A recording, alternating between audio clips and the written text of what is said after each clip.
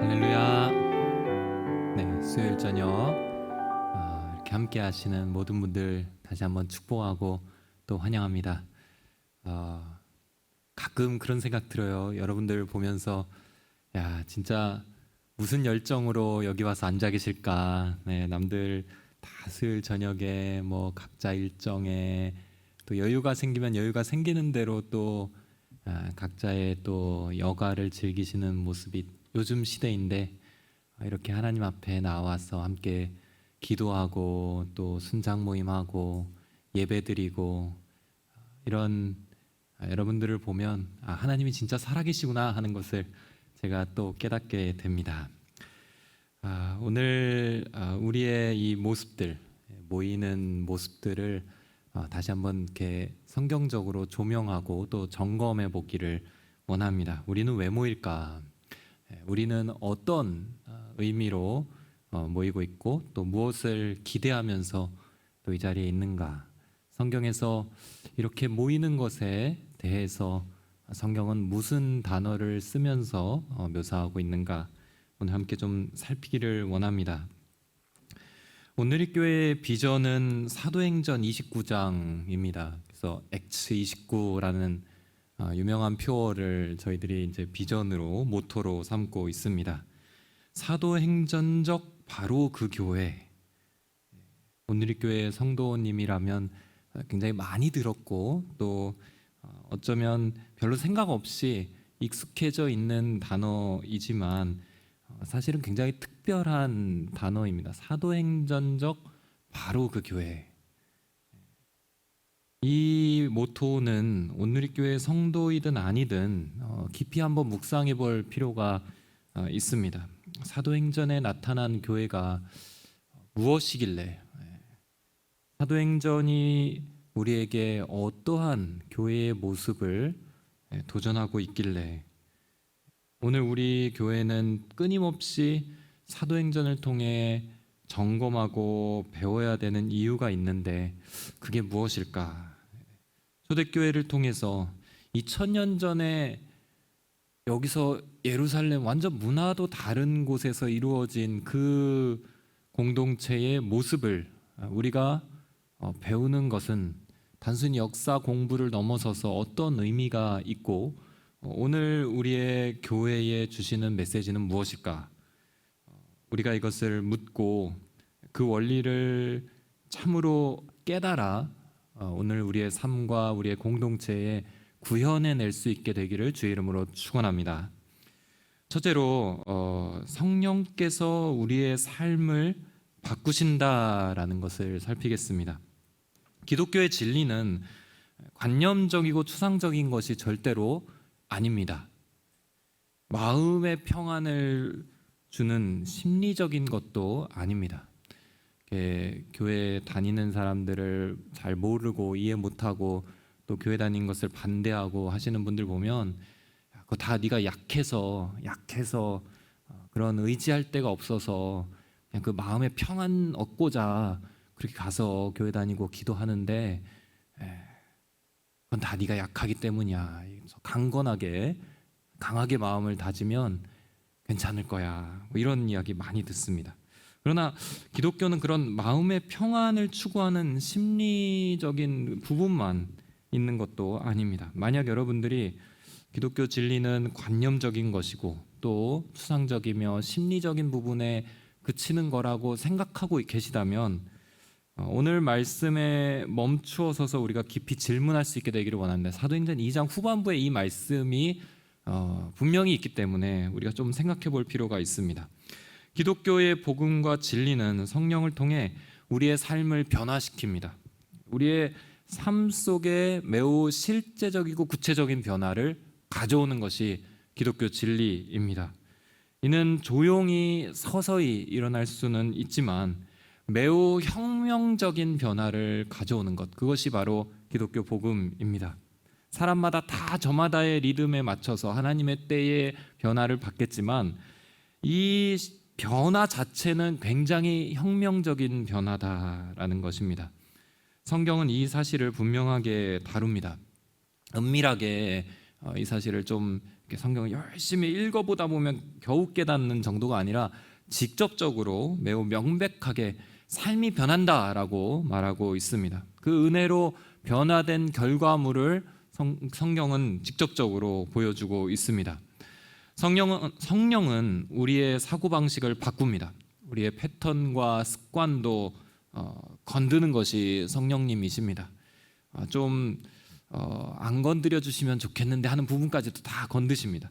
마음을 아주 파고 들어가서 마음의 경향도 돌려놓으십니다. 이전에는 그 경향성이 죄에 기울어져서 죄의 영향을 받는 게 당연했고 죄를 달콤하게 여겼으며 죄의 열매를 맺으면서도 그 결과가 참 좋지 않다는 것을 알면서도 헤어나오지 못하는 절망적인 존재였다면, 성령의 법은 속사람의 중심을 바꿔서 죄와 싸우게 하고 죄에서 멀어질 수 있는 지혜를 제공하며 죄를 피하게 하고 하나님의 의를 구하게 하며 그런 마음의 경향성으로 돌려놓습니다. 마음을 돌려놓고 속사람을 돌려놓는 것이 성령의 역사입니다. 그 결과가 어떻게 되는가? 우리의 삶에 달라지는 것들이 나타납니다. 우리가 성령의 열매라고 하는 그 9가지 열매들, 사랑과 희락과 화평과 오래 참음과 자비와 양선과 충성과 온유와 절제, 그냥 관념적인 게 아니라 굉장히 실제적인 것들이잖아요. 어쩌면 우리의 삶에서 직접 나타나는 모습들의 열매들입니다. 사랑도 그렇고 기쁨도 그렇고 온유함도 그렇고 절제도 그렇고 실제적으로 열매들이 우리의 삶에 나타나게 됩니다. 이 열매가 맺히는 데 있어서 이를 금지할 법이 없다. 성경은 그렇게 말씀합니다. 성령이 우리의 마음을 바꾸어서 실제 삶의 열매를 맺히게 합니다. 결과적으로 우리의 현실이 달라지게 됩니다. 삶의 패턴과 삶의 시간표가 달라집니다. 그래서 여러분들 은혜 받으시는 분들을 보면 시간표가 이전과 달라지는 것을 보시게 됩니다. 내가 이런 사람이 아니었는데, 수요일 저녁에는 항상 헬스장에 있었는데 수요일 저녁에 교회에 나와 있다는 이 실제적인 시간표가 달라지는 것입니다. 이것이 지금도 일어나고 있는 성령의 역사이며 이것이 있어서 우리가 지금 이 자리에 모여 있습니다. 우리가 모여 있는 것 자체가 성령의 역사입니다. 기독교가 단순히 머릿속에 논리와 관념의 종교였다면 오늘 사도행전 2장에서 우리가 살펴볼 이 말씀들은 존재하지 않았을 것입니다. 설사 있다고 해도 우리가 이것을 중요하게 여기지 않을 것입니다. 그저 역사적으로 한 번 있던 유행, 이런 사건이 있어서 그냥 이들이 모였구나 하는 그 역사적 해석을 할 뿐일 것입니다. 그러나 2000년 전 예루살렘에서 있었던 이 초대교회나 2025년 남양주에서 함께 모여있는 우리들이나 동일하게 성령의 역사 안에 있습니다. 그리고 그 성령이 우리의 삶을 바꾸어 놓습니다. 우리 42절 말씀 어떤 일이 있었는가 한번 살피도록 하겠습니다. 42절 함께 읽습니다. 시작. 그들은 사도들의 가르침을 받고 교제하며 빵을 떼는 것과 기도하는 일에 전념했습니다. 여기에 나오는 그 하나하나의 표현을 구체적으로 살피기를 원합니다. 잘 가만히 한번 생각해 보길 원합니다. 오늘날에도 일어나고 있는 일들이기 때문입니다. 먼저 사도들의 가르침을 받았다 이렇게 나옵니다. 오순절에 성령이 강림하고 이에 대해서 베드로가 설교를 했을 때 예수님을 믿게 된 자들이 3,000명이 더해지는, 하루 만에 3,000명이 더해지는 역사가 일어납니다. 그들이 이후에 하는 일들이 무엇인가? 이후에 계속해서 사도들의 가르침을 받습니다. 말씀을 듣고자 모이는 것입니다. 이 은혜를 갖고 우리가 어떻게 살아야 합니까? 우리는 어떠한 방향으로 나아가야 됩니까? 사도들이 이제 가르치고 있었겠죠. 우리가 신약 성경에서 이야기하는 그런 여러 가지 해석과 가르침을 사도들이 말로 풀어 주었을 것입니다. 이 말씀을 듣고자 그들이 모이는 것입니다. 성령이 임하면 말씀을 더 알고자 하는 마음이 일어납니다. 이 마음이 새롭게 시작됩니다. 말씀이 보이고 말씀을 가까이 하게 되고 말씀 앞에 모이게 됩니다. 사랑하는 성도 여러분, 이 성령의 터치가 여러분들 안에서 강력하게 일어나기를 주의 이름으로 축원합니다. 말씀이 여러분들을 이끌고 말씀을 더욱 알고자 하는 그 사모함이 일어나고, 말씀 앞에서 그 말씀을 계속 듣고자 하는 그 갈망이 우리의 모든 삶의 변화의 시작입니다. 그들은 사도들의 말씀을 듣고자 그 오순절, 그 성령 강림, 그리고 체험해서 이제 그리스도인이 되고, 그 다음 날에도 모이고 또 그 다음 날에도 모이고, 계속해서 사도들의 말을 듣고자 모이게 되는 것입니다. 다음으로 그들이 무엇을 할 것인가? 모여서 이렇게 말씀을 듣고 이제 헤어지면 되잖아요. 이제 말씀을 듣고 그렇구나, 이제 은혜에 대해서 좀 깨닫고 이제 체계가 세워져 가고 신앙이 어떤 지식들이 쌓여져 가는. 근데 그러고 나서는 이렇게 흩어지는 게 아니라 서로 모여서 대화를 하는 것입니다. 아마도 모르는 사람 태반이었겠죠. 3,000명이 이렇게 모이면 뭐 이웃도 있겠지만 전혀 모르는, 오순절에 뭐 그 여러 국가에서 모인 여러 민족들이 있었다고 나올 정도인데, 이웃들이었어도 그렇게까지 지금까지 깊은 나눔을 하지는 않았던 관계였을 것입니다. 근데 예수님을 믿고 나니까 그들이 교제하는 일이 일어나는 것입니다. 옆 사람과 대화를 합니다. 이제 오늘 베드로의 말씀 어떠셨어요? 이런 대화를 하겠죠. 저는 정신이 번쩍 들었어요. 그 말씀 들을 때 제 마음이 뜨거워지는 것 같았어요. 또 옆 사람 또 뭐 만나서 안녕하세요. 저는 그 예루살렘 성벽 아래쪽에 살고 있어요. 안녕하세요. 저는 멀리 그리스에서 왔어요. 이상하리만큼 대화가 일어나는 것이에요. 벽이 느껴지지 않습니다. 벽이 느껴지지 않고 누구를 만나든 그리스도 안에서 교제가 일어나는 것입니다. 이것이 성령의 두 번째 모습입니다. 신자들 간에 교제가 일어나는 것입니다. 사랑하는 성도 여러분, 만약 여러분이 초신자이고 교회에 나온 지 얼마 안 되고 새가족이라면 예수님을 믿고 나서 가장 크게 느끼는 변화가 여러분들 무엇일까요? 하도 오래전이라 별로 이제 가물가물하신 것 같은데, 예수님을 믿고 가장 큰 변화라고 한다면 그거는 공동체 안에서 교제가 일어나는 것일 겁니다. 단지 뭐 성경을 사고 내가 어디 가서 종교라고 하면 기독교라고 이렇게 적고 누가 물어보면 나 교회 다녀 이렇게 묻는 그 정도가 아니라, 가장 큰 변화로 자기 안에서 인식되는 건 아마 내가 교회 안에서 아는 사람들이 생겼어, 이거일 겁니다.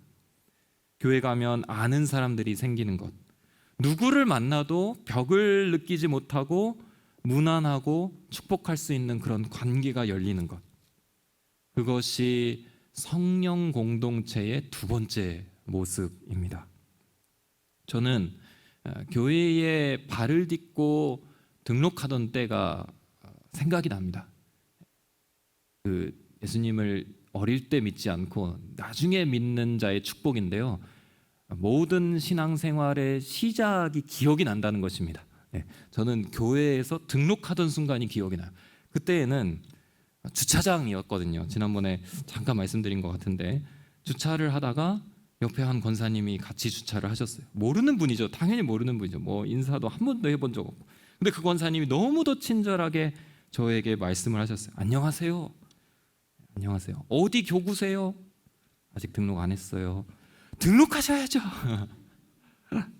그 세 마디. 안녕하세요. 어디 교구세요? 등록하셔야죠. 이 세 마디가 저를 신앙 공동체로 이끄는 세 마디였습니다. 제 인생을 완전히 바꾼 세 마디였어요. 지금 생각해보면 그 세 마디가 너무도 중요한 세 마디였어요. 안녕하세요. 어디 교구세요? 등록하셔야죠. 여러분들 기억하셨다가 주차하시고 이번 주에 꼭 만나는 분들에게 이 세 가지를 꼭, 안녕하세요. 어디 공동체세요? 등록하셔야죠. 이것이 지금 저를 바꿔낸 세 마디였습니다. 그때에 등록을 하게 되고 청년부에서 연락이 오게 되고 새가족반을 하면서 예수님을 만나고 큐티를 하게 되고, 그러면서 신앙의 시작이 되었습니다. 초대교회 그리고 성령 공동체에서는 교제가 일어납니다.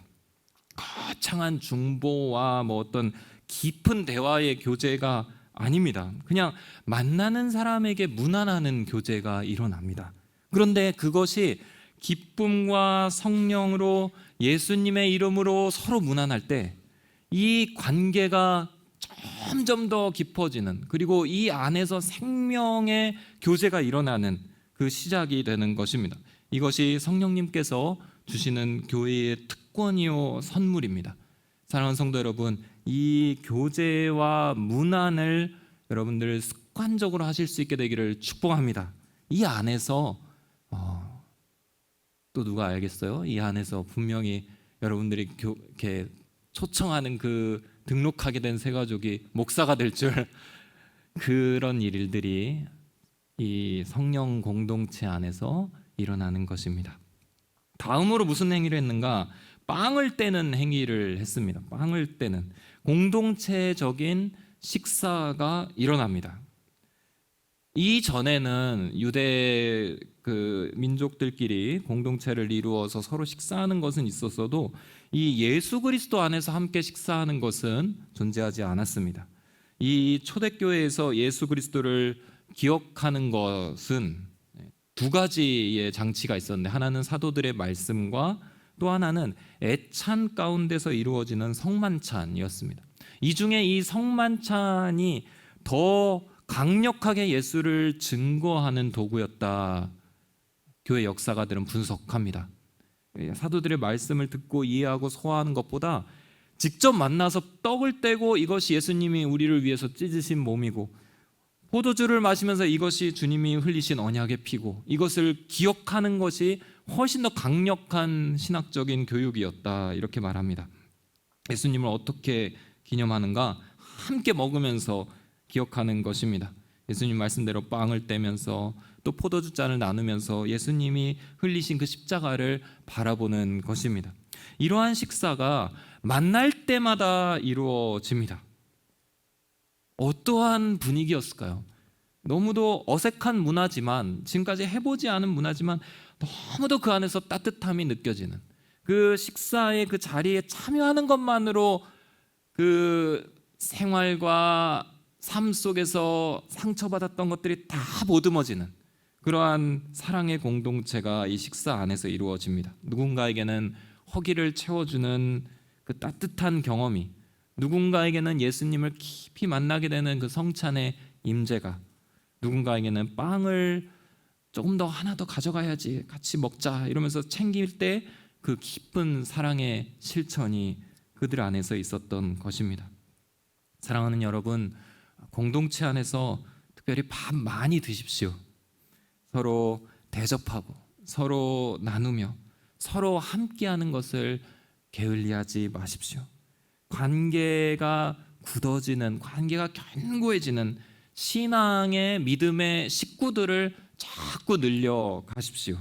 이것이 초대교회에서 일어난 세 번째 변화입니다.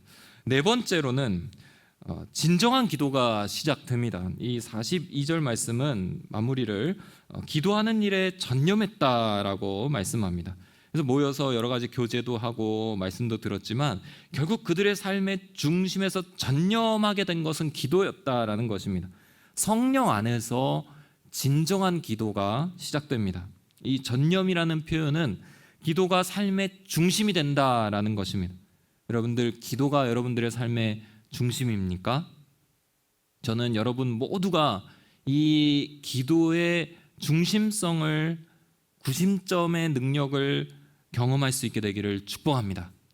하나님께 드리는 진실한 한마디의 기도가 여러분들의 매일매일의 삶 속에서 열리기를 축복합니다. 우리가 기도의 자리에 나와서 어느 때는 참 기도가 깊이 들어갈 때가 있지만, 또 어느 때는 내가 뭘 기도했는지도 모르고 그냥 시간 보내다가 졸다가 이렇게 나가는 경우도 있잖아요. 근데 한마디를 하더라도 주님께 닿는 기도, 그래서 나와 주님과의 관계가 열리는 그러한 기도가, 진실된 기도가 여러분들 안에서 있기를 축복합니다. 이러한 기도가 그 여러분들의 삶의 방향성을 잡습니다. 중심성을 잡습니다. 하나님, 저는 거룩하게 살기를 진실로 소망합니다. 주님 이끌어 주십시오. 이런 진심을 담은 내 안에서의 정말 소망을 담아서 하나님께 드리는 그 기도가 우리의 삶의 방향이 됩니다. 그리고 우리의 정체성이 됩니다. 그 기도가 우리의 삶의 의미를 부여합니다. 그 기도 한마디 때문에 하나님께 붙어 있게 되고 그 기도 한마디 때문에 오늘의 삶이 정리가 됩니다. 기도에는 그러한 능력과 힘이 있습니다. 이것이 오순절 이후에 교회에 주신 하나님의 큰 축복이었습니다. 진실된 기도가 열리는 것입니다. 오늘 여러분들의 기도에 기름 부으심이 임하기를 주의 이름으로 축원합니다. 기도에 전념한다는 것은 온 힘을 쏟고 진실된 마음으로 하나님께 닿는 기도, 그 기도를 위해 깊이 들어가는 것을 의미합니다. 그것이 삶의 핵심이 되는 것, 이것이 초대교회의 성령 강림을 통해 비로소 시작되었던 것입니다. 이 사도행전 2장의 그 유명한 2장의 오순절 사건은 41절에 이날의 신도의 수가 3,000이나 더하더라, 여기서 끝나는 것이 아닙니다. 결론이 그것이 아니라, 물론 믿음의 고백과 이 양적인 지금 부흥이 중요한 상황이지만 그게 전부가 아닙니다. 우리의 삶이 실제적으로 달라집니다. 말씀을 듣고자 시간을 내고 신자들 간에 진지한 그리고 벽이 허물어지는 교제가 일어나며 공동체적인 식사와 관계가 형성되고 진정한 기도가 열리는 것입니다. 이 변화가 성령으로 세워진 교회 위에서 시작되고 이 교회의 모습이 오늘 우리의 모습이 되어야 합니다. 오늘 우리의 변화는 우리가 선택해서 변화하는 것이 절대로 아닙니다.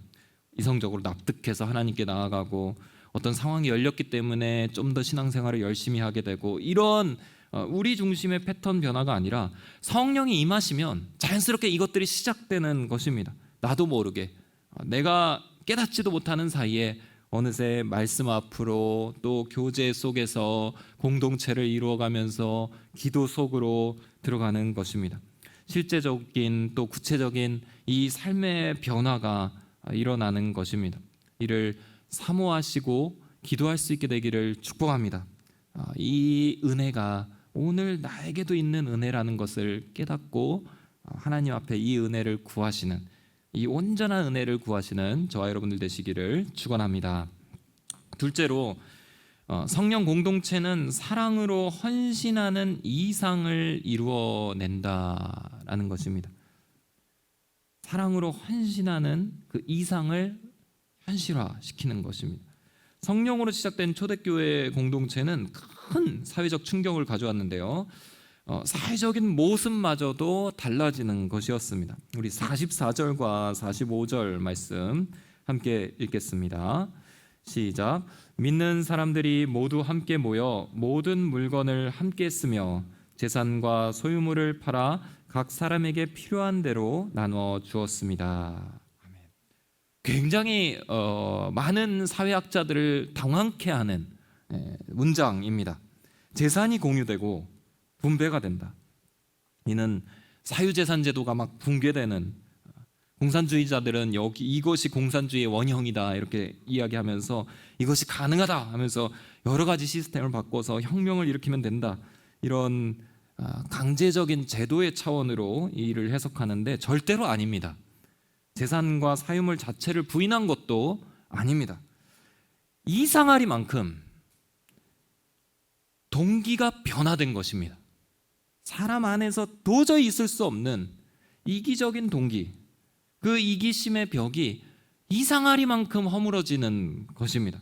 사람이면 누구나 갖고 있는 그 자기중심성, 죄악의 근원이 되면서 교만의 뿌리가 되는 이 자기만 아는 자기중심성이 성령으로 인해서 깨져버리는 것입니다. 이렇게 속사람이 완전히 변화되자 사회 제도가 무색할 만큼 사랑으로 헌신하는 이상적인 모습이 나타납니다. 나를 지우고 다른 영혼을 생각하는 일이 가능한 것입니다.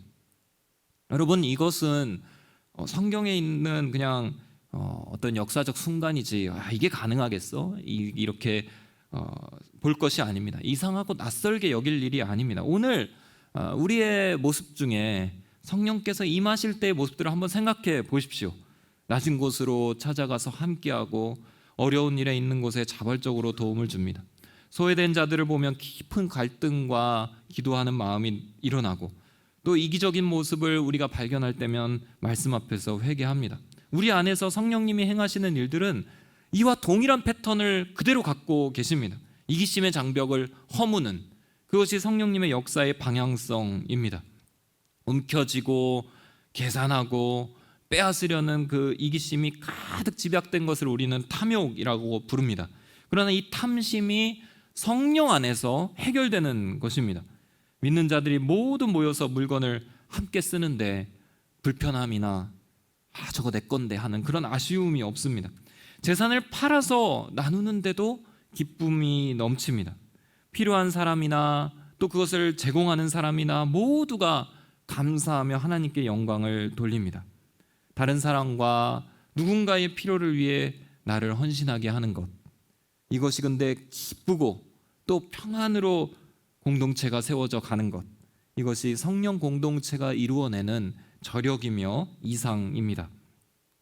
태초부터 하나님이 계획하셨던 그림입니다. 하나님께서 율법에서도 계속 말씀하셨잖아요. 거룩하라, 순결하라, 나그네와 고아와 과부를 돌봐라, 내 이웃을 내 몸같이 사랑하라. 이게 이제 이기심을 완전히 뒤바꿔버리는 계명 아닙니까? 내 이웃을 내 몸같이 사랑하라. 이러한 계명들이 예수를 고백하며 성령 받은 자들로 인해서 한 공동체 안에서 완벽하게 이루어지는 것입니다. 사랑하는 성도 여러분, 이러한 공동체의 이상을 우리가 같이 계속해서 꿈꾸기를 소망합니다. 이것이 어떻게 가능한 일이겠어? 2000년 전에는 지금보다 훨씬 더 뜨거웠지, 성령님이 지금은 또 어떠실겠어, 이렇게 판단할 것이 아니라 이 공동체의 모습이 오늘날에도 성령 안에서 가능하다라는 것을 여러분들 꼭 믿으시기를 바랍니다. 이 시대는 나를 위해서 모임 자체를 버리는 시대입니다. 모이기를 패하는 시대가 되었습니다. 어느 순간 파편화가 가속화되었습니다. 여러분들 참 신기하지 않습니까? 점점 더 파편화되는데 그 속도가 빨라지는 것을 많이 느끼시지 않습니까? 히브리서 10장에 이렇게 말합니다. 어떤 사람들의 습관과 같이 우리들 스스로 모이는 일을 소홀히 하지 말고 오히려 서로 권면합시다. 또한 그날이 다가오는 것을 볼수록 더욱 그렇게 합시다. 이게 이제 개역개정에서 보면 모이기를 패하는 자와 같이 되지 말고 모이기를 더욱 힘쓰자, 이런 말씀으로 나옵니다. 성령 안에서 우리가 함께 신앙생활하는 것이 성령님의 방향성입니다. 공동체와 모임과 교제는 선택이 아니라 우리에게는 필수입니다. 그것은 성령님의 방향성 안에 있기 때문입니다. 46절에서 보면 이 표현 가만히 보면 성전에서 한 마음으로 모이기를 힘쓰고, 그 다음 표현이 뭔지 아세요? 집집마다 빵을 떼면서.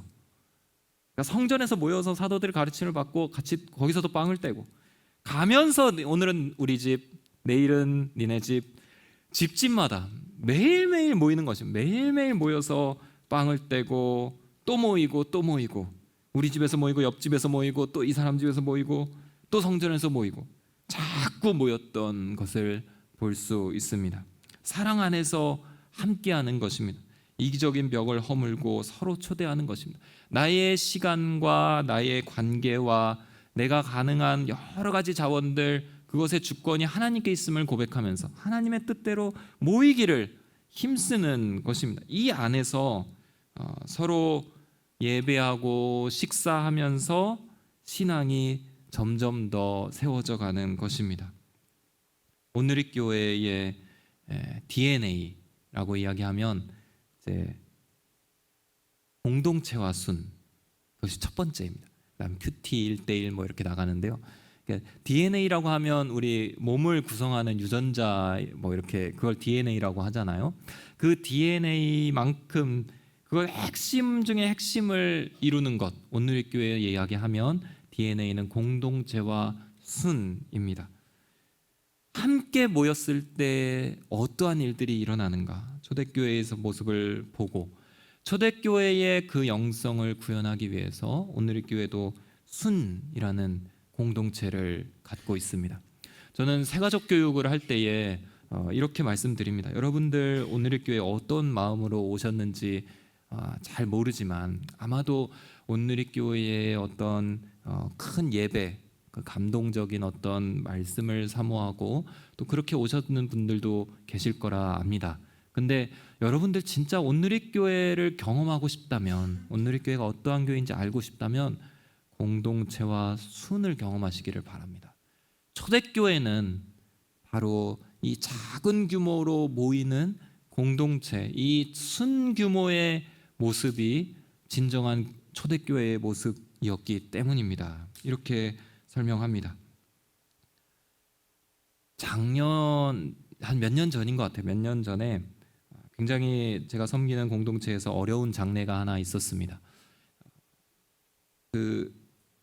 다 이제 자란 장성한 직장인 자녀가 있는 그 청년이, 그 자녀가 어느 추운 겨울날 이유 없이 이제 길에서 쓰러졌는데 아무도 발견을 못하고 밤이 지나간 거예요. 그래서 그 길에서 이제 소천한 모습으로 이제 발견이 됐고, 그것을 안 분이 저희 공동체에 계시는 한 성도님이셨습니다. 뭐 말로 위로할 수 있는 장례가 아니었습니다. 그냥 이 허망한, 정말 뭐 눈물도 채 나오지 않는, 이게 해석도 안 되고 이것이 무엇인지도 도저히 우리도 위로할 수 없는 그러한 장례였습니다. 뭐 메시지를 어떻게 준비했는지조차 기억이 잘 안 날 정도로 굉장히 마음 어려운 가운데 함께 했는데, 참 귀했던 것이 공동체 성도님들이 그 어느 장례보다 많이 모이셨어요. 그 장례식 예배 때마다 공동체 성도님들이 다 그 추운 겨울날 일정을 다 조정해서 그 장례에 오셨습니다. 근데 이분이 그렇게 공동체 활동을 많이 하시는 분이 아니셨습니다. 그 남편 되시는 분은 이렇게 띄엄띄엄 나오시는 분이셨고, 그 그냥 부인 되시는 성도님도 그저 그냥 가끔씩 순예배 드리셨던 분입니다. 근데 이 장례의 소식을 듣고 공동체 구성원들이 다 모여서 거의 뭐 한 100여 명이 예배를 계속해서 드렸던 그런 장례 끝나고도 또 장지까지도 같이 함께 가면서 또 함께하고 계속해서 함께 하셨습니다. 이분이 이 공동체 안에서 큰 위로를 경험하셨어요. 그리고 나서 이제 공동체 활동에 더 자기가 이제 헌신하겠다고 말씀하시고, 여러 가지 봉사, 또 순예배, 또 여러 가지 공동체 안에서 함께하는 곳에 같이 하셨습니다. 이 남편분도 이제 같이 오셔서 하셨습니다. 1년이 지났을 때 또 공동체가 그 사건을 기억해냈어요. 그래서 1년 지났을 때 그 예배를 다시 한번, 위로의 예배를 모여서 교회 한 곳에 빌려서 공동체적으로 위로를 드렸던 그런 시간이 있었어요. 이 과정 속에서 그 성도님이 많은 위로를 받으셨고 하나님을 깊이 만나셨습니다. 오늘 우리가 함께하고 있는 이 순과 관계와 이 공동체, 이것이 얼마나 하나님의 꿈이 실현될 수 있는 이상적인 것을 품어낼 수 있는 씨앗인지를 우리가 깨닫기를 소망합니다. 이 안에서 사랑이 나누어지고, 이 안에서 신앙이 훈련되고, 서로 간에 경험되는 가운데서 정말 풍성한 열매들이 이 안에서 경험될 것입니다. 이 성령 공동체는 하나님의 그 이상을 구현해내는 공동체입니다. 셋째로, 성령 공동체는 결국 예수 그리스도를 증거하고 전하는 선교 공동체입니다. 우리 43절 말씀 그리고 47절 말씀 함께 읽도록 하겠습니다. 43절, 47절 시작. 모든 사람들에게 두려움이 임했는데 사도들을 통해 기사들과 표적들이 나타났습니다. 47절. 그리고 하나님을 찬양하고 사람들로부터 칭찬을 받아 주께서 날마다 구원받는 사람들을 더하게 하셨습니다.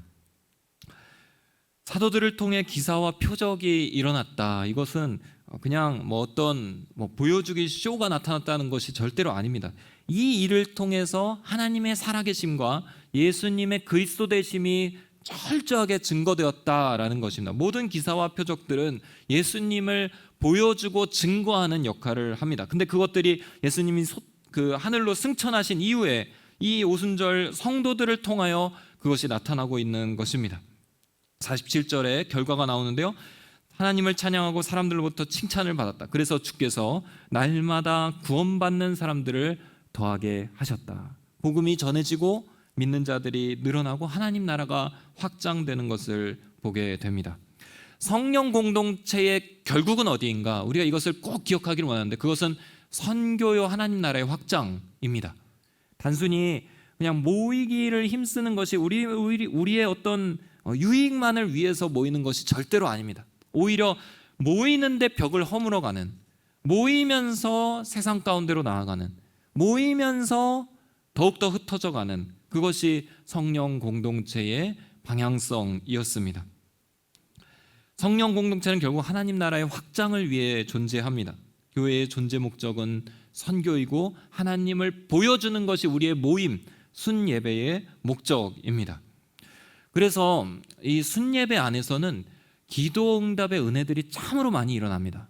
여러분들 함께 모여서 기도할 때 기도 응답이 더 많을 겁니다. 제가 이렇게 숫자적으로 조사는 해보지 않았는데 연구해볼 필요는 가치는 있다고 생각하는데 함께 모여 기도할 때 기도의 역사가 더 강하게 일어납니다. 나 혼자 기도하는 것보다 함께 모여서 그 기도 제목을 나누면서 같이 한 마음으로 기도할 때 하나님을 더욱 경험하게 됩니다. 제가 6년 전에 이제 남양주 온누리교회에서 함께 섬겼던 또 때가 있었는데요. 그때 이제 2019년 말에 저희 막내 아들이 이제 태어났습니다. 아이가 이렇게 순산한 게 아니라 7개월 만에 조기 태반 박리라고 해서 산모에서 태반이 떨어져 나가면서 아이가 아주 응급하게 태어났습니다. 이 아이가 태어날 때 이미 심정지 상태였고 그 의사들이 이야기하는 그 태아의 건강을 체크하는 10가지가 있다고 하더라고요. 숨을 쉬는가, 심장이 뛰는가, 혈색이 괜찮은가 이런 걸로 10개 정도를 합니다. 보통 태아들은 다 10점 만점에 10점을 받는데 이 아이는 1점이었어요.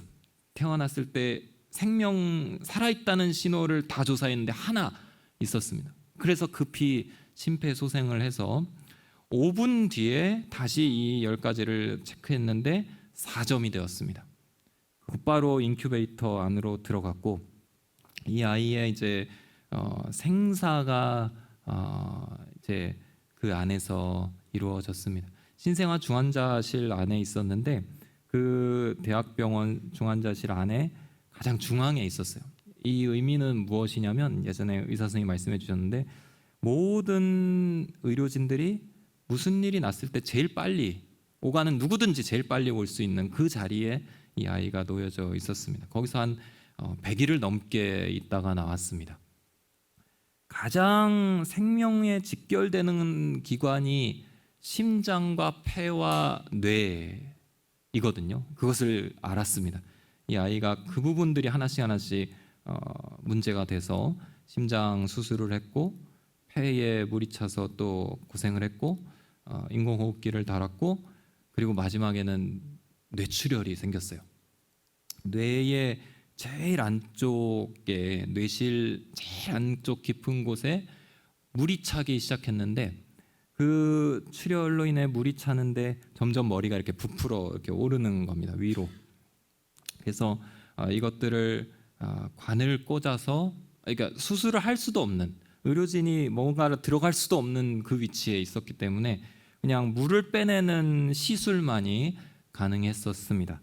근데 이 머리에다 이제 관을 꽂아갖고 이제 뇌에 있는 배액을 하는데 이 배액관을 오래 꽂을 수는 없는 겁니다. 어쨌든 출혈이 멈추기만을 기다리면서 배액관을 꽂아서 빼내고 이 감염의 위험이 있기 때문에 또 한 하루 이틀 있다가 또 상태가 또 부풀어 오르면 또 배액관을 꽂아서 해내고 한 세 번째, 네 번째 배관을 꽂았을 때 결국 감염이 일어났습니다. 그래서 모든 수치가 갑자기 안 좋아지고 또 그 안에서 여러 가지 이제 또 아이가 사투를 벌였습니다. 연말쯤이었거든요. 뭐 이제 제가 이제 차세대 목회를 하고 있으면서 이 일이 있었는데 참 감사한 것은 지금도 참 그걸 기억하고 있는데 제가 너무도 믿음이 무력하다는 것을 알고 이렇게 기도 요청하는 메시지를 편지식으로 이렇게 매일매일 썼던 기억이 납니다. 근데 그것을 우리 남양주 온누리교회 성도님들이 함께 해주시면서 같이 기도를 해주셨습니다.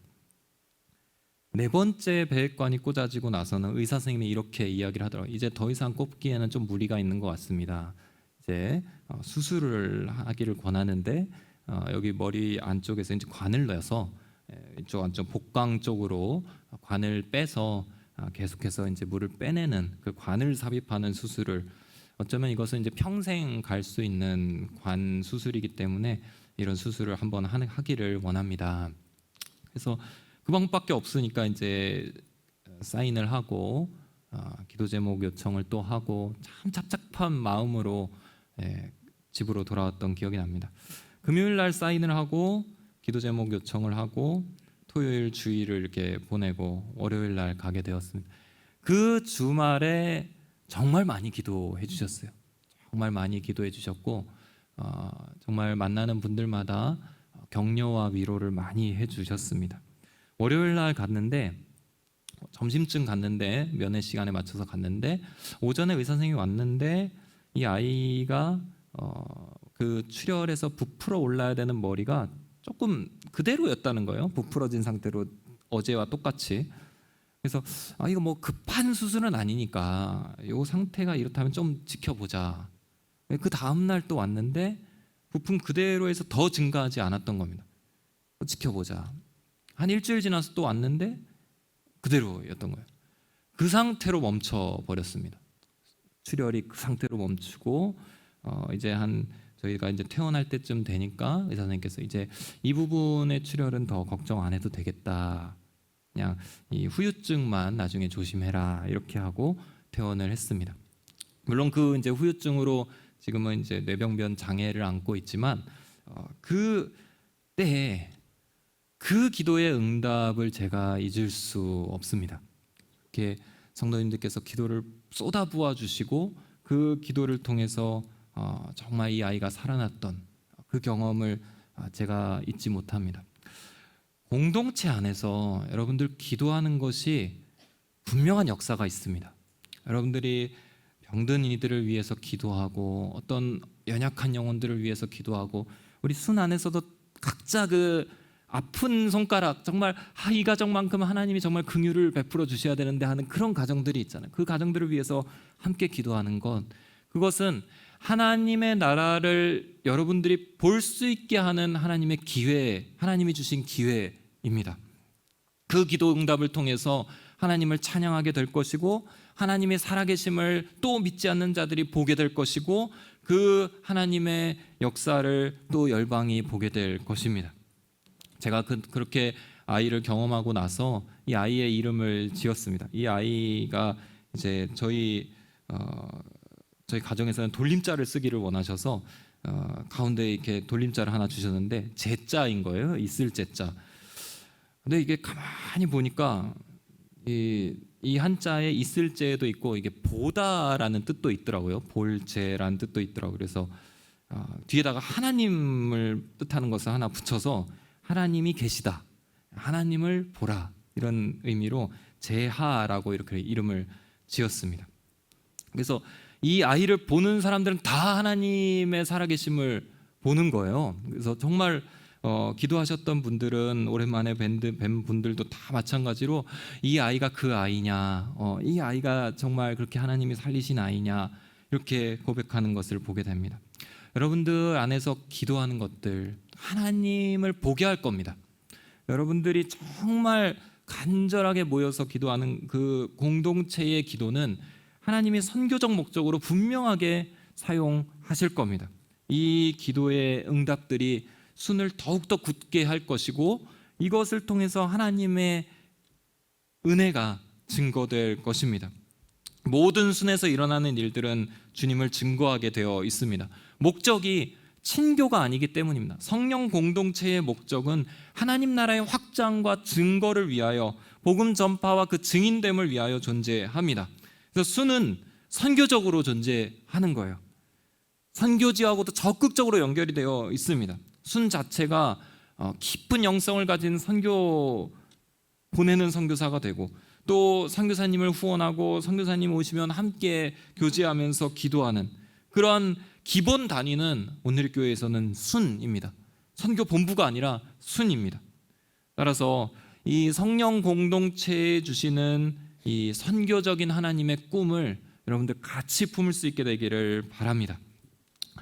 말씀을 정리합니다. 여러분들의 공동체를 위해서 기도하는 시간을 갖기를 원합니다. 여러분에게 주신 공동체 리더십을 위해서도 더욱 기도해 주십시오. 성령님의 은혜와 인도하심, 성령의 열매와 모이기를 힘쓰는 하나됨과 우리가 기도하는 것에 대한 하나님의 응답과 도우심, 그 인도하심을 구하십시오. 여러분들은 사도행전 2장에서처럼 순을 통해서, 공동체를 통해서, 교제함을 통해서 하나님을 깊이 경험하게 될 것입니다. 아름다운 천국과 영생은 우리가 죽어서 가는 그 나라에서 경험되는 것이 아니라 함께 모여있는 이 교회에서 경험될 것입니다. 사도행전 2장의 말씀이, 이 후반부의 말씀이 여러분들의 삶이 되기를 주의 이름으로 축원합니다. 우리 남양주 온누리교회가 이 사도행전 2장을 다시 오늘날의 언어로 써내려 가기를 축복합니다. 그래서 정말 이 안에서 참되고 온전한 하나님을 증거하는 성령 공동체가 이루어지기를 주의 이름으로 축원합니다. 함께 기도하기를 원하는데요.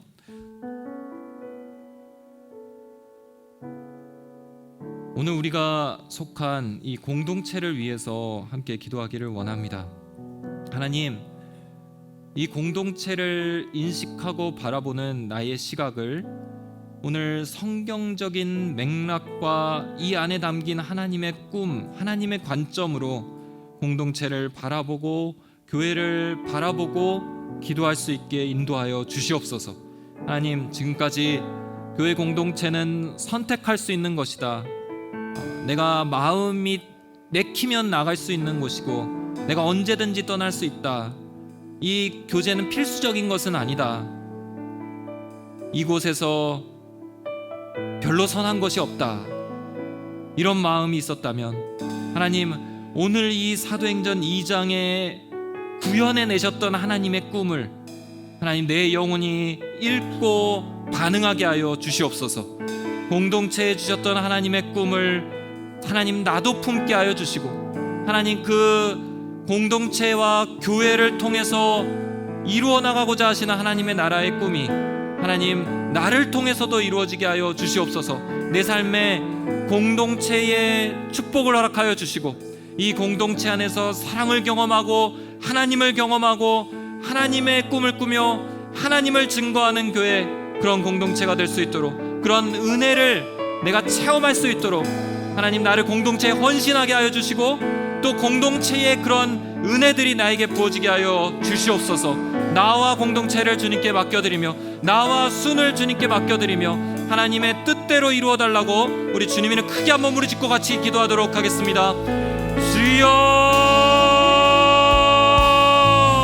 살아계신 하나님 아버지, 오늘 이 공동체를 주님께 올려드리며 기도합니다. 아버지 하나님, 사도행전 2장에서 처음으로 이루어 나가셨던 성령 공동체, 하나님 모이기를 힘쓰며 아버지 하나님 이 안에서 떡을 떼며 교제하고 말씀을 듣고 기도에 전념하며 하나님 집집마다 모이며 하나님을 찬송하며 믿는 자가 더해지며 아버지 하나님 사랑이 실천되었던 이 공동체, 아버지 하나님 오늘날 우리의 삶 가운데서, 우리 신앙 가운데서 온전히 이루어지기를 소망합니다. 아버지 하나님, 그러한 공동체를 이루어 나갈 수 있도록 하나님 우리의 교회 위에 은혜를 베풀어 주시옵소서. 하나님 이 공동체를 이루어 나갈 수 있도록 하나님 우리의 손을 새롭게 하여 주시옵소서.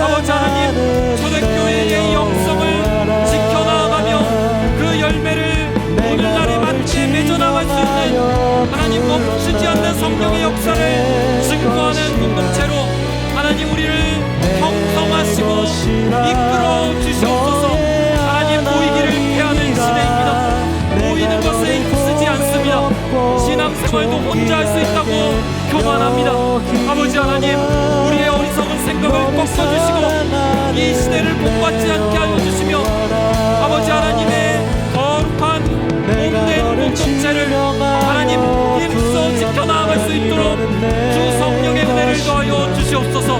아버지 하나님, 모일 때마다 하나님을 찬송하게 하여 주시고 모일 때마다 하나님의 사랑이 경험되게 하여 주시고 하나님 그 모임을 섬기는 자들 위해 하나님의 거룩한 능력과 하나님 주님의 놀라운 비전을 함께하는 꿈을 꾸게 하여 주시옵소서. 아버지 하나님, 교회를 통하여 주님의 나라를 이루어가기를 소망하시는 주님, 하나님 그 꿈에 나도 동참하기를 원합니다. 아버지 하나님, 만나는 자들에게 그 사랑을 증거하게 하여 주시고 아버지 하나님, 서로에게 기쁨으로 예수 그리스도의 이름으로 무난하게 하여 주시고 아버지 하나님, 그렇게 사랑의 교제가 나누어지며 하나님이 기뻐하시는 공동체를 이루어 나아가는 하나님 그 이상이 구현되는 세상이 깜짝 놀랄 만한 하나님 모든 벽이 어우러지는 아버지 하나님 역사를 오늘 우리의 삶에서 인정하여 주시옵소서. 하나님, 우리의 성도님들이 사랑의 공동체를 경험할 수 있게 은혜를 베풀어 주시옵소서. 아버지 하나님, 이 교회가 하나님의 사랑을 증거하는 선교 공동체를 이루게 하여 주시옵소서. 하나님, 어딜 가나 하나님의 살아계심이 모두의 기도를 통하여 나타나며 아버지 하나님의 거룩하심이 느껴지고 하나님 이 땅 가운데서 세상 사람들에게 칭찬을 받는 하나님 그러한 공동체를 주님이 꿈꾸신 공동체를 하나님 이루어 주시옵소서. 오 아버지, 우리에게 그 은혜를 더하여 주시옵소서. 그러면 우리 교회가 그러한 교회를 이루게 하여 주시옵소서.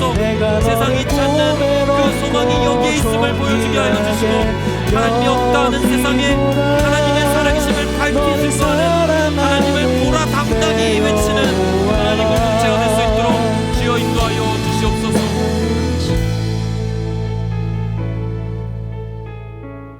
이 시간 함께 더 기도하실 때 우리 공동체를 섬기는 리더십을 위해서 중보하기를 원합니다. 하나님, 우리도 일상 가운데서 힘겨운 삶인데 하나님이 맡겨주신 공동체를 위하여 시간과 체력과 재물과 노력과 모든 힘을 다해서 애쓰고 섬기는 우리의 리더십들이 있습니다. 하나님, 우리 공동체에 우리 순장님들을 축복하여 주시옵소서. 아버지 하나님, 공동체 다락방장님들 또 담당 장로님과 총무님들 아버지 하나님, 여러 공동체의 직분자들 아버지 하나님께서 기억하여 주시고 하나님 저들이 지치지 않게 도와주시옵소서. 저들이 하나님의 이름을 부를 때에 우리보다 더 가까이 하나님 계셔서 응답하여 주시고 저들이 자신의 필요를 버리고 아버지 하나님의 의와 나라를 구할 때에 하나님 그 기도에 응답하여 주시옵소서. 저들이 영혼을 품고 영혼의 회복을 간절히 구하며 눈물로 기도할 때에 하나님 그 기도에 응답하여 주시고 저들이 하나님을 위하여 하나님께 헌신하고 바칠 때에 아버지 하나님 저들의 모든 필요를 채워 주시옵소서. 하나님 공동체의 리더십들이 기쁨과 성령으로 충만하게 하여 주시고 하나님 나라의 꿈을 꾸는 것을 더욱더 기뻐하게 하시며 하나가 되어 하나님의 교회를 섬길 수 있는 거룩한 리더십을 이루어 나갈 수 있도록 하나님 우리를 섬기는 자들을 주님 축복하여 주시옵소서. 우리 공동체의 리더십들이 성령으로 충만하게 해달라고 우리 주님 이름 크게 한번 부르짖고 그들의 이름을 불러가면서 함께 기도하도록 하겠습니다. 주여,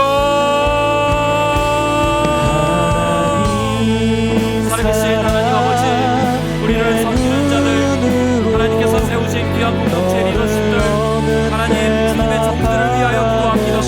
아버지 하나님 저들이 하나님의 맡기신 양들을 위하여 아버지 하나님 마치 자신이 결산할 자인 것처럼 하나님 그들의 기도 제목이 나의 기도 제목인 것처럼 아버지 더 간절하게 매달리고 있는 우리의 리더십들을 하나님 축복하여 주시옵소서. 아버지 하나님 저들을 지치지 않게 하여 주시옵소서. 저들의 마음 가운데 하나님의 비전을 주시고 저들의 한숨 가운데 하나님의 온전한 재우심과 은혜를 허락하시며 하나님 저들의 헌신 가운데 하나님 저들의 모든 부족한 것들을 채우시는 능력의 역사가 일어나게 하여 주시옵소서.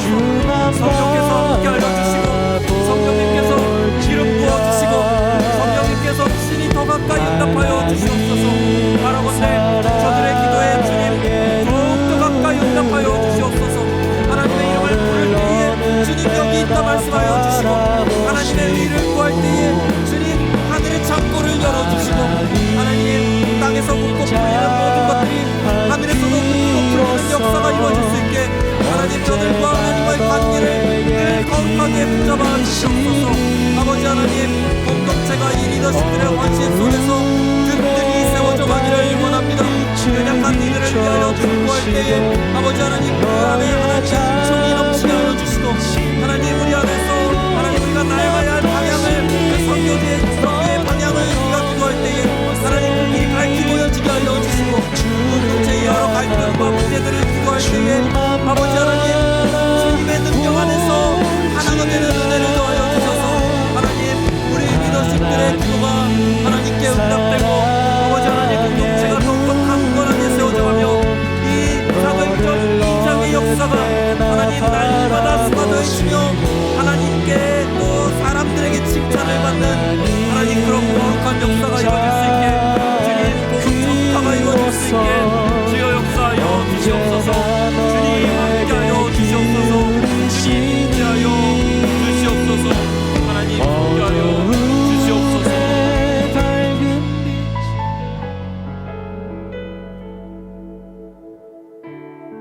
우리 한 번 더 마지막으로 기도하실 때 우리의 삶의 소망을 주님께 한 가지 올려드리며 기도하기를 원합니다. 하나님, 공동체의 축복이 내 삶에서 끊어지지 않게 하여 주시옵소서. 하나님, 어디를 가든지 공동체를 이루게 하여 주시고 하나님 그 공동체 안에서 하나님을 경험하게 하여 주시고 하나님 이 공동체를 통하여 하나님을 알아가게 하여 주시옵소서.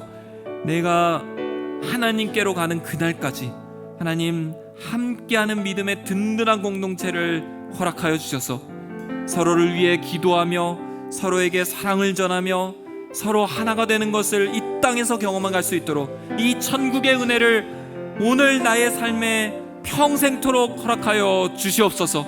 함께하는 공동체의 축복을 또 함께하면서 함께 울고 함께 웃는 그 은혜를 사랑을 경험할 수 있는 공동체의 하나 되는 끈을 아버지 하나님 오늘 나의 삶에 허락하여 주시고 이 은혜가 마르지 않도록 주님 역사하여 주시옵소서.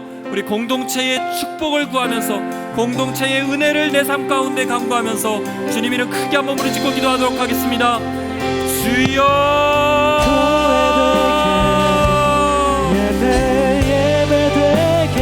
살아계신 하나님 아버지, 모이기를 피하는 시대에 하나님 모이기를 더 힘쓰는 자들이 되며 하나님 우리의 삶 속에 이 공동체의 신앙 공동체의 축복이 하나님 교회의 축복이 하나님 마르지 않기를 소망합니다.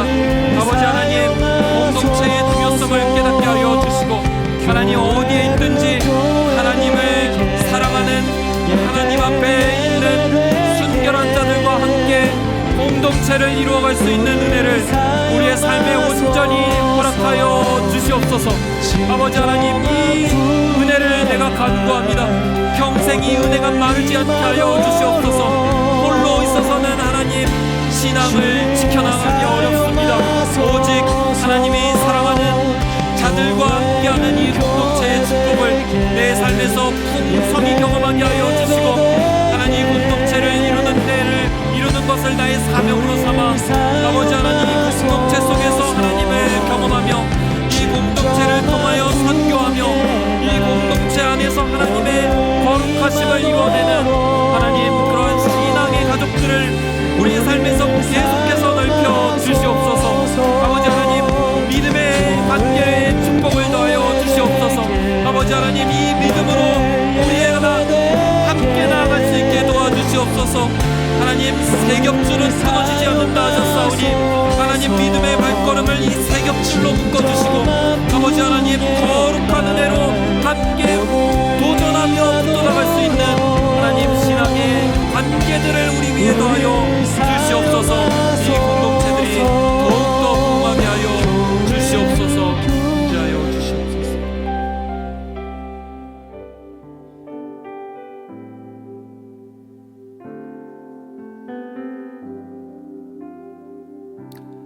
우리 마지막으로 한 가지만 더 기도하겠습니다. 우리 세상을 위해 좀 중보하기를 원합니다. 하나님, 우리는 생명의 근원이 어디 있는지를 알고 성령을 통하여 공동체의 은혜, 관계의 기쁨을 누리고 있습니다. 그러나 세상은 이 관계를 패하고 홀로 서기를 즐겨하며 가정을 파괴하고 파편화되어 가고 있는 세상입니다. 주님, 이 안에서 사망이 역사하고 허무함이 있으며 외로움이 있고 하나님 곳곳에서 분열의 결과로 신음하는 소리를 듣습니다. 주님, 이 땅을 고쳐 주시옵소서. 이 땅에 성령의 사랑의 바람이 불어오게 하여 주시옵소서. 분열이 너무도 깊고 파편화가 너무도 가속화되었습니다. 하나님, 지금도 홀로 있는 영혼들이 너무도 많으며 하나님, 그들은 죽음과 멀지 않습니다. 아버지 하나님, 곳곳에 하나님의 사랑이 흘러가게 하여 주시옵소서. 곳곳에 공동체의 능력과 은혜가 증거되게 하여 주시옵소서. 저 외로운 영혼들, 사망에 있는 영혼들을 향하여 교회가 손을 뻗게 하여 주시고 아버지 하나님, 저들 안에 복음이 임하여서 하나님 교제의 기쁨과 관계 맺는 참 은혜가 있도록 주님 역사하여 주시옵소서. 하나님, 독거하는 가정들, 하나님 홀로 있는 청년들, 아버지 하나님 여러 중독에 빠져 있는 영혼들, 아버지 하나님 자살 가운데 하나님 그 위기에 있는 우리 청소년들, 아버지 하나님 혼자 있는 영혼들에게 하나님 다시 한번 주님의 은혜를 베풀어 주셔서 하나님 생명의 공동체, 생명의 방주에 오를 수 있도록 주님 역사하여 주시옵소서. 이 땅의 외로움과 분열이 깊은 사망이 역사하는 곳에 하나님의 능력의 빛을 비추어 주시옵소서. 우리 주님 이름 크게 한번 부르짖고 기도하도록 하겠습니다. 주여, 살아계신 하나님 아버지, 이 땅을 놓고 기도합니다.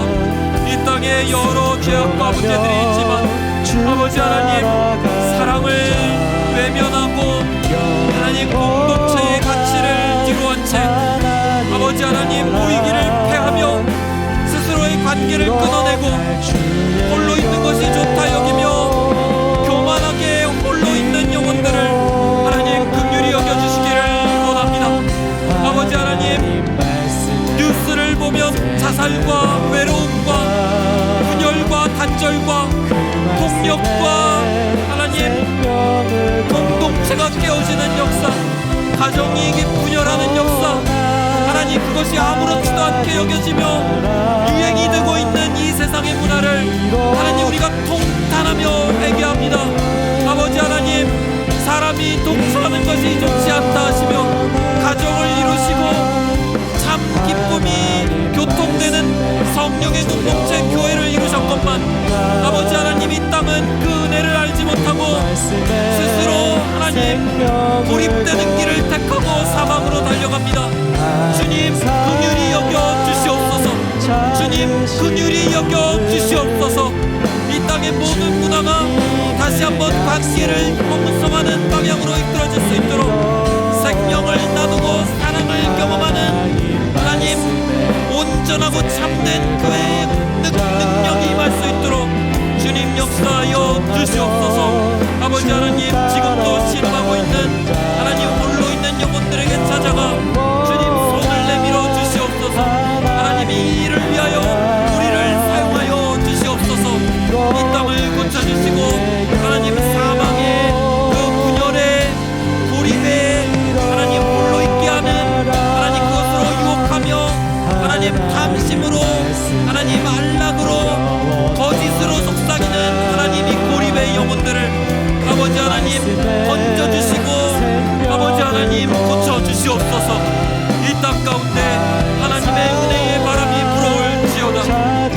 놀라운 사랑의 능력이 경험될지어다. 참된 하나님의 손길이 그들 안에서 경험되고 그들이 교회 안에서 위로를 받게 되는 거룩한 역사가 일어날지어다. 교회에서 소망을 찾고 교회 공동체에서 참 위로를 얻으며 치유와 회복을 기도하는 가운데 경험하며 아버지 하나님, 다시 한번 이 땅이 주님 사랑으로 새로워지는 성령의 공동체가 가득가득 세워지는 이 땅이 되어갈 수 있도록 주여 역사해 주시옵소서. 이 땅을 고쳐 주시옵소서. 하나님 함께하여 주시옵소서.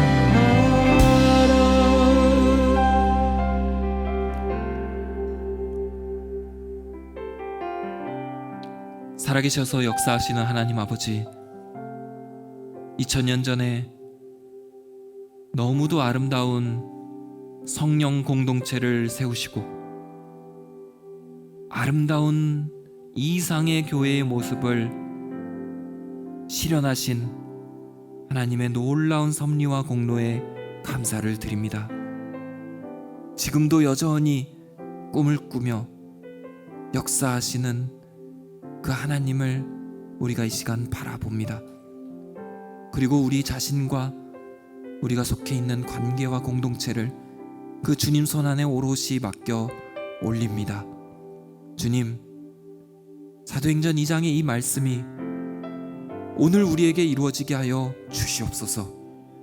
아버지 하나님, 모이는 것을 조롱하며 모이는 것을 파괴하며 모이는 것을 패하는 어리석은 사망의 문화로부터 우리를 건지셔서 진정으로 교통하며 사랑으로 성장하는 믿음의 공동체가 오늘 우리의 모임 속에서 시작되게 하여 주시옵소서. 하나님, 파편화된 세상 가운데 신음하는 영혼들이 있다면 하나님, 교회의 은혜의 사랑 속으로 불러주시고 우리가 그들을 온전히 품게 하여 주시고 하나님, 생명의 능력을 증거하며 하나님 나라를 확장할 수 있게 우리를 사용하여 주시옵소서. 남양주 온누리교회가 그러한 교회가 되기를 원합니다.